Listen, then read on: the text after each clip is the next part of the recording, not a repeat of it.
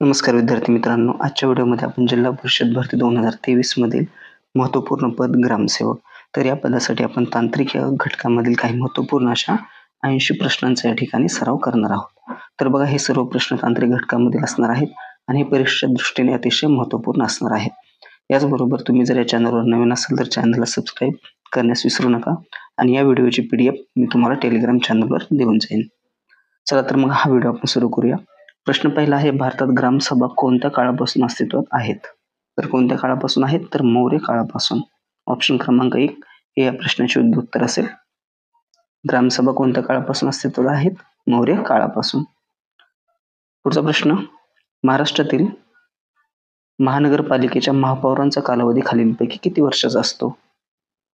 तर किती वर्षांचा असतो? 2.5 वर्षांचा. ऑप्शन क्रमांक 1 हे या प्रश्नाचे योग्य उत्तर असेल. महाराष्ट्रातील महानगरपालिकेच्या महापौरांचा कालावधी किती असतो? 2.5 वर्ष. महाराष्ट्रात एका वित्तीय वर्षात ग्रामसभेच्या किमान किती बैठका घेणे बंधनकारक आहे? तर महाराष्ट्रामध्ये ग्रामसभेच्या एकूण 4 बैठका घेणे या ठिकाणी बंधनकारक आहे एका वित्तीय वर्षामध्ये. महाराष्ट्र जिल्हा परिषदेचे सचिव कोण असतात? महाराष्ट्रामध्ये जिल्हा परिषदेचे सचिव कोण असतात? जिल्हा परिषदेचे सचिव. तर ते कोण असतात? जिल्हा परिषदेचे उपमुख्य कार्यकारी अधिकारी. ऑप्शन क्रमांक 4. महाराष्ट्र जिल्हा परिषद व पंचायत समिती अधिनियम 1961च्या कोणत्या कलमान्वये पंचायत समितीची तरतूद करण्यात आलेली आहे? तर ते कलम कोणते आहे? तर ते कलम आहे कलम 57. ऑप्शन क्रमांक 1. महाराष्ट्र जिल्हा परिषद व पंचायत समिती अधिनियम 1961च्या कलम 57 नुसार पंचायत समितीची तरतूद करण्यात आलेली आहे. कोणत्या घटना दुरुस्तीद्वारे मतदाराचे वय 21 वरून 18 वर्षापर्यंत घटविण्यात आले आहे? तर ती घटना दुरुस्ती होती 61वी घटना दुरुस्ती. तर तुम्हाला या ठिकाणी कमेंट बॉक्समध्ये सांगायचे आहे की 61वी घटना दुरुस्ती ही कोणत्या वर्षी करण्यात आली होती? पुढचा प्रश्न, कोणत्या घटना दुरुस्तीद्वारे पंचायत समितीमध्ये स्त्रियांकरिता आरक्षणाची तरतूद करण्यात आली आहे? कोणत्या घटना दुरुस्तीद्वारे पंचायत समितीमध्ये स्त्रियांकरिता आरक्षणाची तरतूद करण्यात आलेली आहे? तर ती घटना दुरुस्ती कोणती? 73वी घटना दुरुस्ती.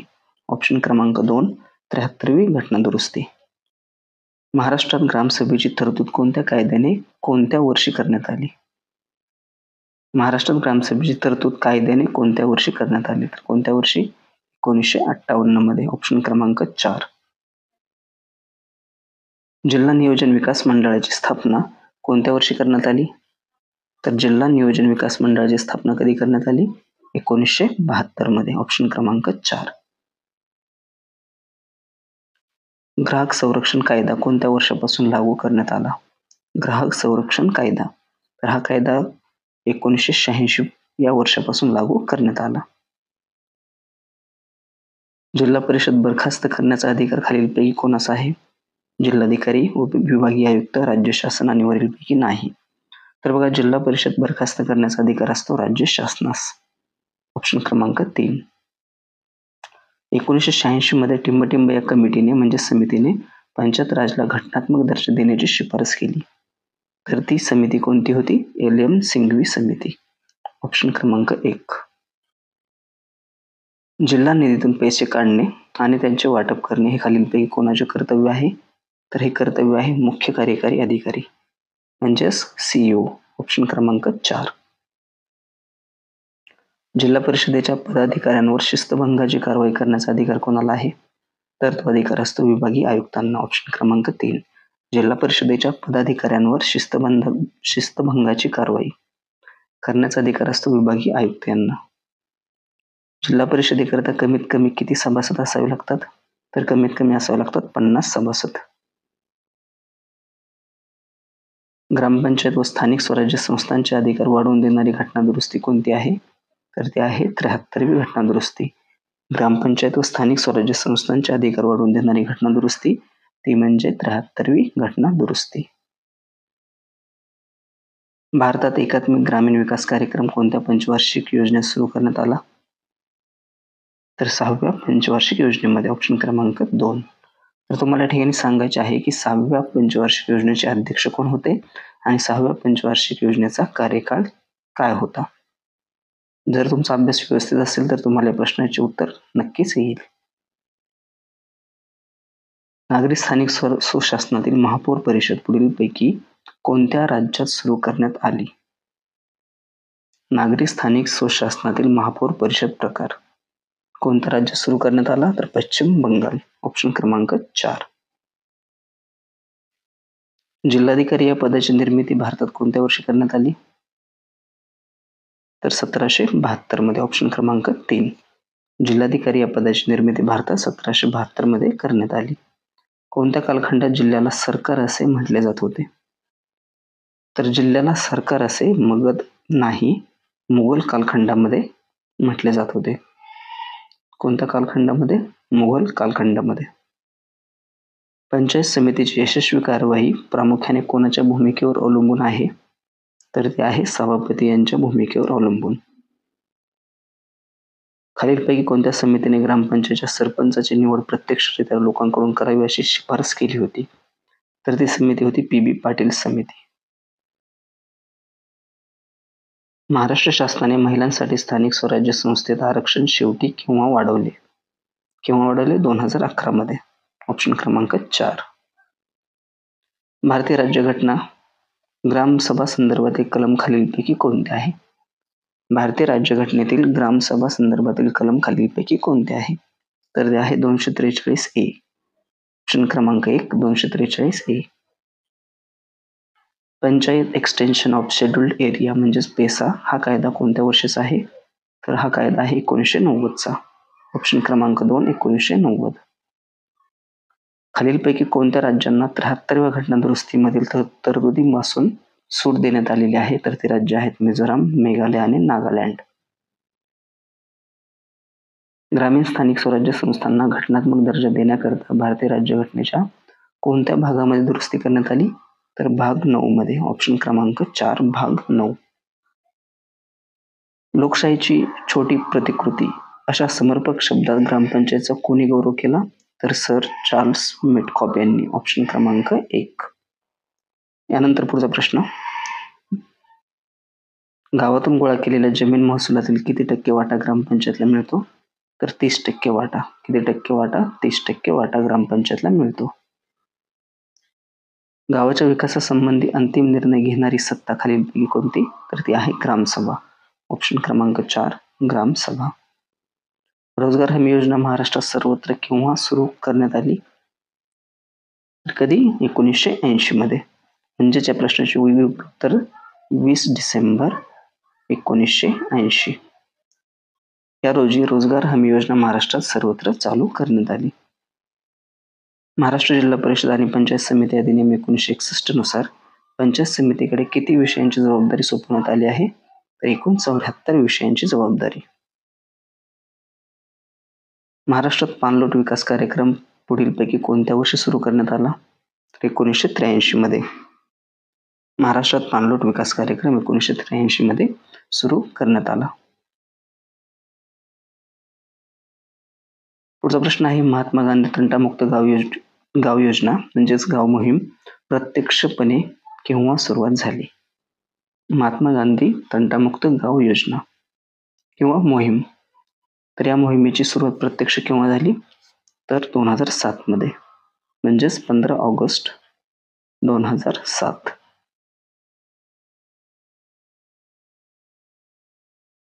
यानंतरचा पुढचा प्रश्न.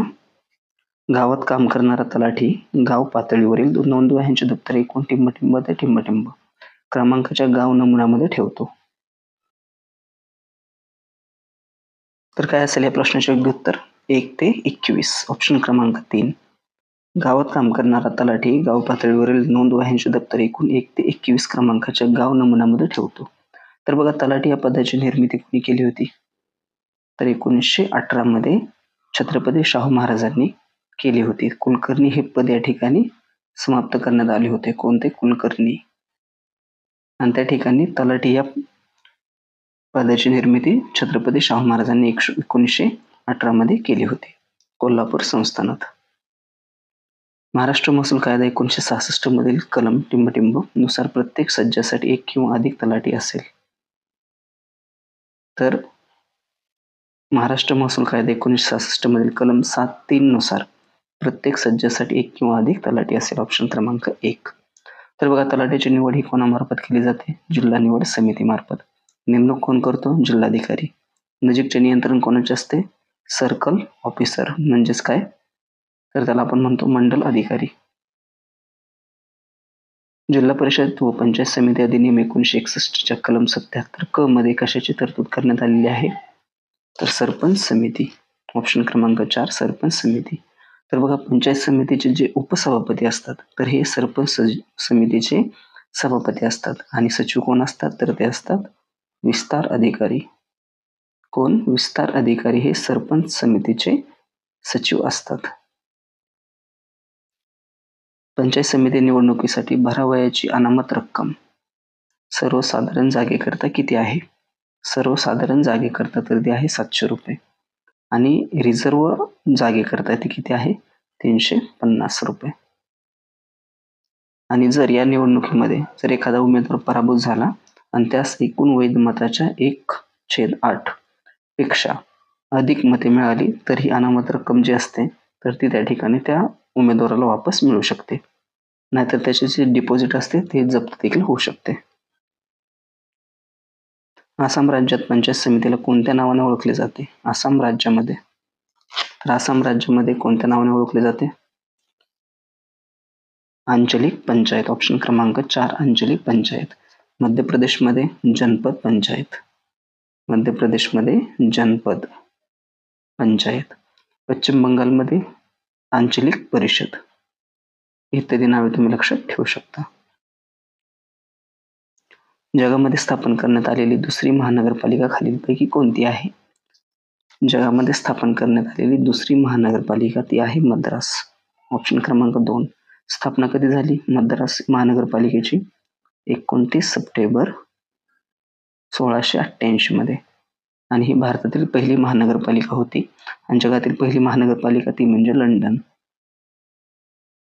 छत्रपती शिवाजी महाराजांच्या कालखंडामध्ये अष्टप्रधान मंडळातील सुमंत खालीलपैकी कशाशी संबंधित होते? तर सुमंत हे जे होते अष्टप्रधान मंडळामधील अधिकारी, तर त्यांच्याकडे परराज्यांशी संबंध ठेवण्याचे कार्य होते. परराज्याशी संबंध ठेवणे. तर छत्रपती शिवाजी महाराजांच्या कालखंडामध्ये अष्टप्रधान मंडळातील सुमंत कोण होते? त्यांचे नाव माहीत असेल तुम्हाला, रामचंद्र त्र्यंबक डबीर. रामचंद्र त्र्यंबक डबीर. त्याचबरोबर जमा खर्च, राज्याचा जमा खर्च पाहण्याची जबाबदारी कोणाची होती? तर ती होती अमात्य यांची. तर अमात्य कोण होते? रामचंद्र मुजुमदार. न्यायदान करणारी जी व्यक्ती होती त्यांना काय म्हटले जात होते? न्यायाधीश. ते कोण होते? निराजी रावजी. निराजी रावजी. आणि जे धर्माचे काम पाहत होते तर त्यांना काय म्हटले जात होते? पंडितराव. ते कोण होते? मोरेश्वर पंडितराव. वैदिक काळामध्ये ग्रामपंचायतीचा उल्लेख कोणत्या नावाने केला जातो? तर वैदिक काळामध्ये ग्रामपंचायतीचा उल्लेख समिती या नावाने केला जातो. कोणत्या? समिती. याचबरोबर जनपद संघ या नावाने ओळख ग्रामपंचायतीचा कोणत्या कालखंडामध्ये करण्यात आला? तर हा करण्यात आला रामायणामध्ये. रामायण.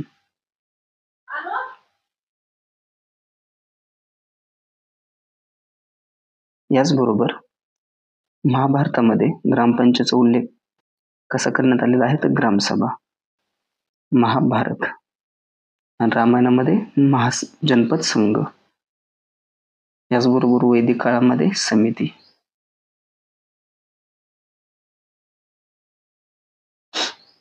महाराष्ट्र राज्य वित्त आयोगाची सदस्य संख्या खालीलपैकी किती आहे? तर सदस्य संख्या किती आहे? 5. याच्यामध्ये 1 अध्यक्ष असतो आणि 4 इतर सदस्य असतात, म्हणजेच ऑप्शन क्रमांक 1. तर यामध्ये बघा, घटनात्मक तरतूद जर आपण बघितली राज्य वित्त आयोगाची तर घटनेच्या कलम 243I नुसार राज्य वित्त आयोगाची स्थापना करणे हे राज्य सरकारवर बंधनकारक आहे. पहिला वित्त आयोग केव्हा स्थापन करण्यात आला? 23 एप्रिल 1944 मध्ये. पाचवा वित्त आयोग 2019 मध्ये. 2019 ते 2024 पर्यंत असेल पाचवा वित्त आयोग. भगवत खानदानम हा ग्रंथ खालीलपैकी कोणत्या समाजसुधारकाने लिहिला? तर तो कोणी लिहिला होता? स्वामी दयानंद सरस्वती यांनी. तर बघा, या ग्रंथामध्ये स्वामी दयानंद सरस्वती यांनी मूर्तीपूजेला विरोध केला आणि मूर्तीपूजेविषयी वेदांमध्ये ओझरता तरी पुरावा आहे का ते दाखवा असे त्यांनी पंडितांना धाडसाने बजावले होते. कामासाठी अन्न म्हणजेच काय? National food for work programme. तर हा राष्ट्रीय कार्यक्रम देशामध्ये खालीलपैकी कोणत्या वर्षी सुरू करण्यात आला? तर कोणत्या वर्षी? 2004 मध्ये. 14 नोव्हेंबर 2004 मध्ये. हे देखील तुम्ही लक्षात ठेवा. देशात मागासलेल्या 150हून अधिक जिल्ह्यांमध्ये हा कार्यक्रम सुरू करण्यात आला आणि या कार्यक्रमासाठी केंद्राकडून घटक राज्यांना मोफत अन्नधान्य या ठिकाणी पुरवले जाते.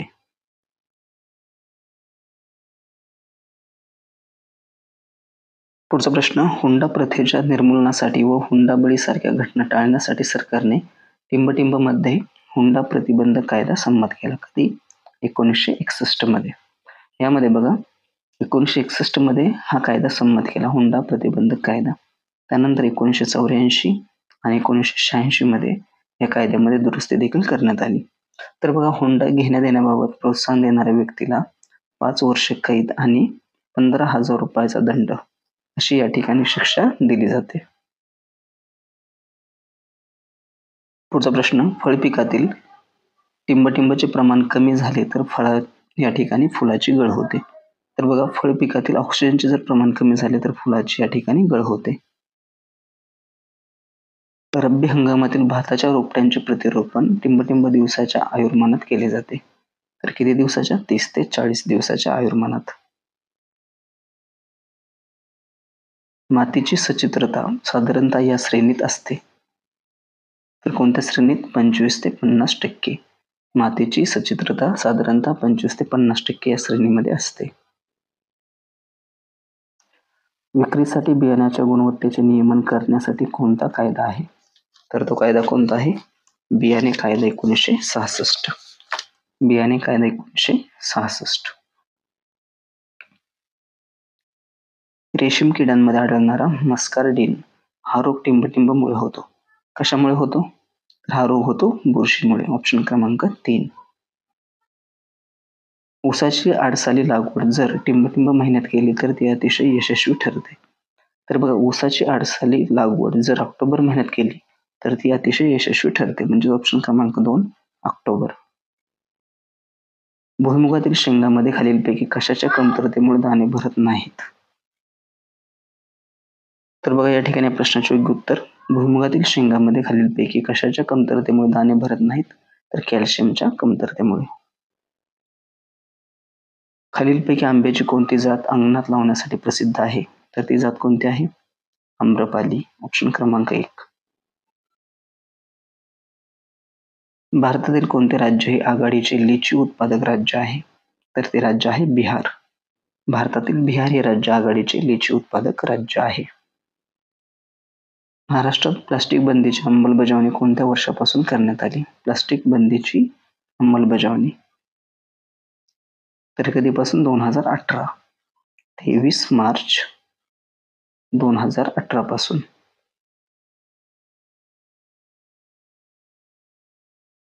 भारतीय वनिकी संशोधन व शिक्षण परिषदेची स्थापना कोणत्या वर्षी करण्यात आली?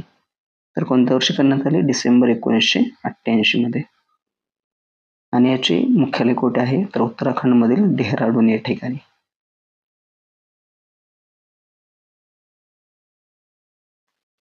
एका सेकंदास 1 घनमीटर पाण्याचा प्रवाह म्हणजे टिंबटिंब होय. 1 TMC, 1 क्युसेक, 1 क्युमेक आणि वरीलपैकी नाही. तर बघा, एका सेकंदास 1 घनमीटर पाण्याचा प्रवाह म्हणजे 1 क्युमेक. ऑप्शन क्रमांक 3. महाराष्ट्रातील जवळपास किती तालुके कायमस्वरूपी दुष्काळी आहेत? तर महाराष्ट्रातील एकूण 126 तालुके हे कायमस्वरूपी दुष्काळी आहेत. पुढचा प्रश्न, महाराष्ट्रात अवर्षणग्रस्त प्रदेशाचे क्षेत्रफळ सुमारे किती चौरस किलोमीटर आहे? तर किती आहे? 61,600 चौरस किलोमीटर महाराष्ट्रातील अवर्षणग्रस्त प्रदेशाचे क्षेत्रफळ. महाराष्ट्रातील सर्वात मोठे राष्ट्रीय उद्यान कोणते आहे? तर ते आहे गोगामल राष्ट्रीय उद्यान. विस्तार किती आहे? 361 चौरस किलोमीटर. 361 चौरस किलोमीटर. आणि हे कुठे आहे? तर हे आहे अमरावती जिल्ह्यामध्ये. अमरावती. पुढचा प्रश्न, फजेंदा हा शब्द कोणत्या पिकाशी संबंधित आहे? तर फजेंदा हा शब्द आहे कॉफी या पिकाशी संबंधित. तर बघा, ब्राझीलमधील मोठ्या कॉफीच्या मळ्यांना काय म्हटले जाते? फजेंदा असे म्हटले जाते. बोर व्याघ्र प्रकल्पाची स्थापना कोणत्या वर्षी करण्यात आली? बोर व्याघ्र प्रकल्प, तर हा आहे महाराष्ट्रातील 6वा व्याघ्र प्रकल्प आणि याची स्थापना करण्यात आली 1 जुलै 2014 मध्ये. म्हणजेच ऑप्शन क्रमांक 3, 2014. टिंबटिंब या वनस्पतीच्या बियांमध्ये 55 ते 60% तेलाचे प्रमाण असून या तेलाचा वापर खाद्यतेल म्हणून केला जातो. तर ती वनस्पती कोणती आहे? तर ती आहे सीमारोबा, ऑप्शन क्रमांक 4. तर बघा, सीमारोबा ही जी वनस्पती आहे, तर या वनस्पतीच्या बियांमध्ये 55 ते 60% तेलाचे प्रमाण असून या तेलाचा वापर खाद्यतेल म्हणून केला जातो. आणि त्यानंतर राहिलेली जी पेंड असते, तर याचा वापर सेंद्रिय खतामध्ये देखील केला जातो. केंद्रीय सागरी मत्स्य संशोधन संस्थेचे मुख्यालय खालीलपैकी कुठे आहे? तर हे आहे केरळमध्ये. केरळमध्ये कुठे? तर कोचीन या ठिकाणी. तर त्याला काय म्हटले जाते? केंद्रीय सागरी मत्स्य संशोधन संस्था, म्हणजेच काय? CIFT, CIFT. म्हणजेच काय? Central institute of fisheries technology. स्थापना कधी करण्यात आली होती? 1964 मध्ये. देशातील सर्वाधिक सागरी मत्स्य उत्पादन करणारे राज्य खालीलपैकी कोणते आहे? तर ते आहे गुजरात, ऑप्शन क्रमांक 1, गुजरात. याचबरोबर महाराष्ट्राचा जर आपण क्रमांक पाहिला देशामध्ये सागरी मत्स्य उत्पादनात, तर महाराष्ट्राचा 4था क्रमांक येईल. याचबरोबर देशातील सर्वाधिक अंतर्गत मत्स्य उत्पादनात कोणते राज्य येईल? तर ते येईल पश्चिम बंगाल. आणि त्यातल्या त्यात महाराष्ट्रामध्ये गोड्या पाण्यातील सर्वाधिक उत्पादन करणारा जिल्हा, गोड्या पाण्यातील मत्स्य उत्पादन, तर तो जिल्हा आहे भंडारा. कोणता जिल्हा? भंडारा. खालीलपैकी कोणत्या प्राण्याच्या दुधात स्निग्धांचे प्रमाण सर्वाधिक असते? गाय, म्हैस, शेळी आणि मेंढी. त्या प्रश्नाचे योग्य उत्तर ते म्हणजे मेंढी. मेंढीच्या दुधामध्ये स्निग्धाचे प्रमाण सर्वाधिक असते, म्हणजे किती? 8.6%. शेळीच्या दुधामध्ये किती असते? 4.5%. म्हशीच्या दुधामध्ये 6.6% आणि विदेशी गायीमध्ये 4.6%.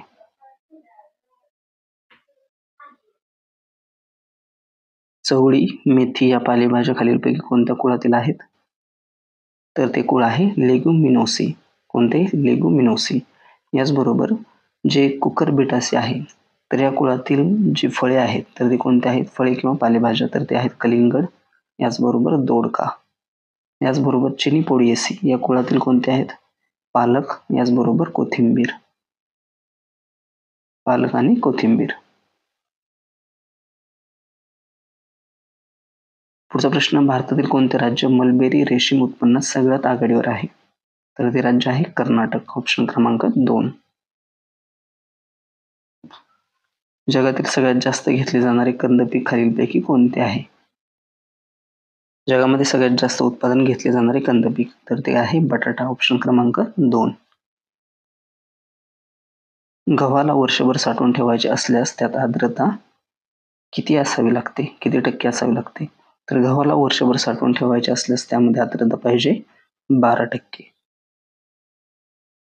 यानंतरचा पुढचा प्रश्न, सेंद्रिय खतामधून मिळणाऱ्या नायट्रोजनचे प्रमाण किती असते?